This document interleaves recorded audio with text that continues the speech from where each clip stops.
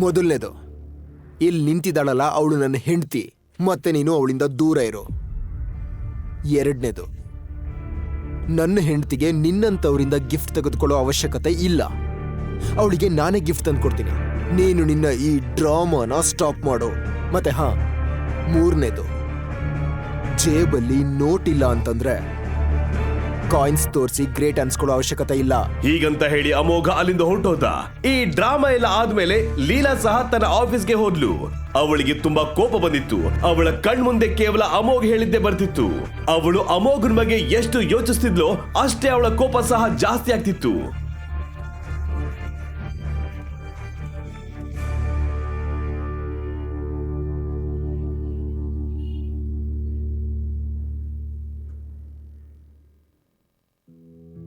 Hello, ನಾನು ನಿಮ್ ಕಾಲ್ಗೆ wait ಮಾಡ್ತಿದ್ದೆ.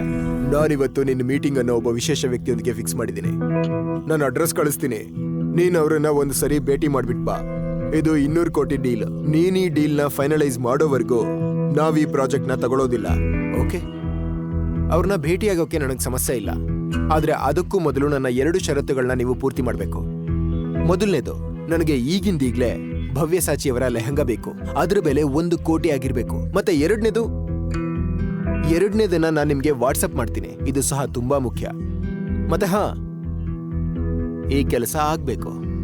ಓಕೆ? ಫೋನ್ ಇಡುತ್ತಿದ್ದಂತೆ ಅಮೋಘನ ವಾಟ್ಸ್ಆಪ್ ನಲ್ಲಿ ಒಂದು ಅಡ್ರೆಸ್ ಬಂದಿತ್ತು. ಆ ಅಡ್ರೆಸ್ ಗೋಲ್ಡನ್ ಪಾರ್ಕ್ ಸೊಸೈಟಿದಾಗಿತ್ತು. ಮೀಟಿಂಗ್ ಆಗಿ ಅವನು ಅಲ್ಲಿ ಹೋಗ್ಬೇಕಿತ್ತು.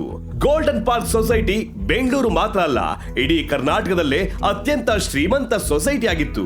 ಆದ್ರೆ ಅಮೋಘ ಅಲ್ಲಿ ಯಾರನ್ನ ಭೇಟಿ ಮಾಡಲು ಹೋಗ್ತಿದ್ದಾನೆ ಎಂಬುದು ಅವನಿಗೂ ಸಹ ಗೊತ್ತಿರಲಿಲ್ಲ. ಅಮೋಘ ಟ್ಯಾಕ್ಸಿ ತಗೊಂಡು ಗೋಲ್ಡನ್ ಪಾರ್ಕ್ ಸೊಸೈಟಿ ಕಡೆ ಹೊರಟ. ಆ ಸೊಸೈಟಿಯಲ್ಲಿ ಕೇವಲ ಬೆಂಗಳೂರು ಮಾತ್ರ ಅಲ್ಲ, ಕರ್ನಾಟಕದ ದೊಡ್ಡ ಶ್ರೀಮಂತರು ಅಲ್ಲೇ ವಾಸಿಸ್ತಿದ್ರು. ದೊಡ್ಡ ದೊಡ್ಡ ಬಿಸಿನೆಸ್ ಮ್ಯಾನ್ಗಳು, ಮಂತ್ರಿಗಳು ಅಲ್ಲಿಗೆ ಬರ್ತಾ ಹೋಗ್ತಿದ್ರು. ಅವನು ಇನ್ನೇನು ಒಳಗೆ ಹೋಗ್ತಿದ್ದ ಅಷ್ಟರಲ್ಲಿ ಅವನ ಬಟ್ಟೆ ಮತ್ತು ಚಪ್ಪಲಿಯನ್ನು ನೋಡಿ ಸೆಕ್ಯೂರಿಟಿ ಗಾರ್ಡ್ ಅವನನ್ನ ಅಲ್ಲೇ ತಡೆದು ನಿಲ್ಲಿಸ್ತಾ. ಏಯ್ ನಿಂತ್ಕೋ, ಎಲ್ಲಿಗೆ ಹೋಗ್ತಾ ಇದೀಯಾ? ಅದು ನಾನು ಒಳಗೆ ಹೋಗ್ಬೇಕು, ಮೀಟಿಂಗ್ ಇದೆ.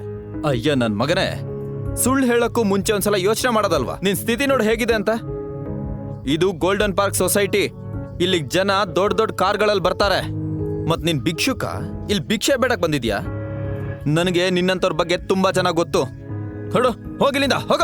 ಇದನ್ನ ಹೇಳಿ ಸೆಕ್ಯೂರಿಟಿ ಗಾರ್ಡ್ ಅಮೋಘನನ್ನ ಬಲವಾಗಿ ಅಲ್ಲಿಂದ ತಳ್ಳಿದ. ಅಮೋಘ್ ಹೋಗಿ ರೋಡಿನ ಮೇಲೆ ಬಿದ್ದ ಅಷ್ಟರಲ್ಲಿ ಒಂದು ಕಾರ್ ಅಲ್ಲಿಗೆ ಬಂತು. ಕಾರ್ ಸಡನ್ ಆಗಿ ಬ್ರೇಕ್ ಹಾಕಿದ್ದಕ್ಕೆ ಅಮೋಘ ಬದುಕುಳಿದ. ಬಂದಿದ್ದು ಮತ್ತೆ ಯಾರು ಅಲ್ಲ, ಆ ಗೋಲ್ಡನ್ ಪಾರ್ಕ್ ಸೊಸೈಟಿಯ ಮಾಲೀಕರಾದ ಮಿಸ್ಟರ್ ದೇಸಾಯಿ. ಅವರನ್ನ ಎಲ್ರೂ ರಿಯಲ್ ಎಸ್ಟೇಟ್ ಕಿಂಗ್ ಅಂತ ಕರೀತಿದ್ರು. ಬೆಂಗಳೂರಿನ ದೊಡ್ಡ ದೊಡ್ಡ ಬಿಲ್ಡಿಂಗ್ಸ್ ಅನ್ನ ಅವರೇ ನಿರ್ಮಾಣ ಮಾಡಿದ್ರು. ಇದನ್ನೆಲ್ಲ ನೋಡಿ ದೇಸಾಯಿ ಕಾರಿನಿಂದ ಇಳಿದು ಬಂದು ಗಾರ್ಡ್ ಕಡೆಗೆ ಹೋಗಿ ಹೀಗಂದ್ರು. ಏನಾಗ್ತದೆ ಇಲ್ಲಿ? ಅದು ಸೊಸೈಟಿ ಗೇಟ್ ಬಿಡಿ. ಗೊತ್ತಿಲ್ವಾ ಈ ತರ ಎಲ್ಲ ಆದ್ರೆ ನಮ್ಮ ಸೊಸೈಟಿ ರೆಪ್ಯುಟೇಷನ್ ಏನಾಗುತ್ತೆ ಅಂತ? ನೋಡಿ ಸರ್, ಈ ಭಿಕ್ಷುಕ ಒಳಗಡೆ ನುಗ್ತಾ ಇದ್ದಾನೆ. ಎಷ್ಟು ತಡೆದ್ರು ನಾನು ಮಾತೇ ಕೇಳ್ತಿಲ್ಲ. ಅಮೋಘ್ ಸರ್, ನೀವಿಲ್ಲಿ? ದಯವಿಟ್ಟು ನನಗೆ ಕ್ಷಮಿಸಿ, ನೀವು ಅಂತ ಗೊತ್ತಾಗ್ಲಿಲ್ಲ. ಬರ್ತಿದ್ದೀರಾ ಅಂತ ಗೊತ್ತಿದ್ರೆ ನಾನೇ ಬರ್ತಿದ್ದೆ ಸರ್ ರಿಸೀವ್ ಮಾಡೋಕೆ.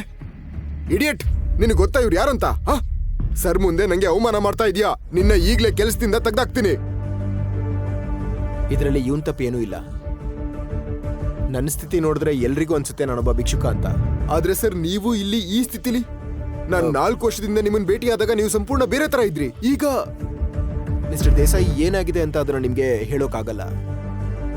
ಆದ್ರೆ ಆದಷ್ಟು ಬೇಗ ಇಲ್ಲ ಸರಿ ಹೋಗುತ್ತೆ ಅಂತ ಭಾವಿಸ್ತೀನಿ. ನನ್ಗೀಗ ಒಂದು ಮೀಟಿಂಗ್ ಇದೆ, ಒಳಗೆ ಹೋಗ್ಬೇಕಿದೆ. ನಾನು ನಿಮ್ಗೆ ಆಮೇಲೆ ಸಿಗ್ತೀನಿ. ಖಂಡಿತ ಸರ್.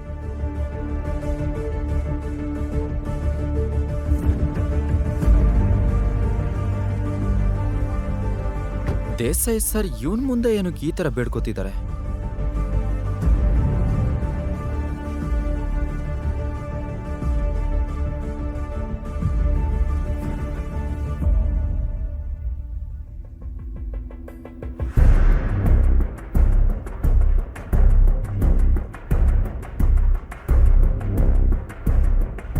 ನೀನ್ ನಂಗೆ ಮೊದಲೇ ಯಾಕೆ ಹೇಳಲಿಲ್ಲ ಇವನ್ ಜೊತೆ ಡೀಲ್ ಮಾಡ್ಬೇಕು ಅಂತ? ನಾನು ಇವನ್ ಜೊತೆ ಯಾವುದೇ ಮೀಟಿಂಗ್ ಮಾಡಲ್ಲ. ಕೋಟಿ ಅಲ್ಲ 2000 ಕೋಟಿ ಡೀಲ್ ಆದ್ರೂ ನಾನು ಇವನ್ ಜೊತೆ ಮಾಡಲ್ಲ. ಅಮೋಘ ಭಯದಿಂದ ಬಚ್ಚಿಟ್ಕೊಂಡ. ಆ ವ್ಯಕ್ತಿ ಯಾರು? ಅಮೋಘ್ ನಿಜವಾಗ್ಲೂ ಬಡವನ? ಅವನು ಯಾಕೆ 200 ಕೋಟಿ ಡೀಲ್ ಮಾಡ್ತಿದ್ದಾನೆ? ಮತ್ತು ಅಮೋಘ್ ಶ್ರೀಮಂತನಾಗಿದ್ರೆ ಅವನು ಯಾಕೆ ಮನೆ ಅಳಿಯನಾಗಿದ್ದಾನೆ? ಲೀಲಾಗೆ ಅಮೋಘನ ಬಗ್ಗೆ ನಿಜ ಕೇಳಿದಾಗ ಏನಾಗುತ್ತದೆ? ಅಮೋಘ ಲೀಲಾಳನ್ನ ಏಕೆ ಮದುವೆ ಆದ? ಹಾಗಾದ್ರೆ ಈಗಲೇ ಡೌನ್ಲೋಡ್ ಮಾಡಿ ಪಾಕೆಟ್ FM ಮತ್ತು ಕೇಳಿ ಅರಸು. ಲಿಂಕ್ ಡಿಸ್ಕ್ರಿಪ್ಷನ್ನಲ್ಲಿ ಇದೆ.